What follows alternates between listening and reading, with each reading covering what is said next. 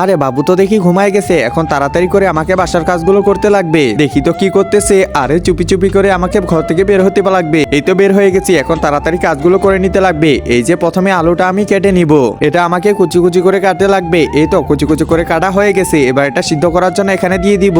আরে বাবু তো এখনো ঘুমাচ্ছে, দেখে আসি তো। আরে হ্যাঁ হ্যাঁ, এখনো ঘুমাচ্ছে। এই তো এটা রেডি হয়ে গেছে, এবার এটা থেকে রস বের করে এই যে আলুগুলোর মধ্যে দিয়ে দিব।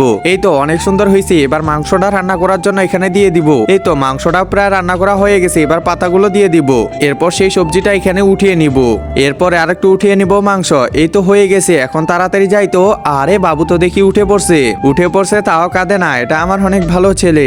একজন মা কতটা আপন হয়ে থাকে, যার মানেই তাকে জিজ্ঞাসা করে দেখো। তো দেখা যাক বন্ধুরা, এই মায়ের জন্য কে ভিডিওটিতে লাইক এন্ড সাবস্ক্রাইব করে।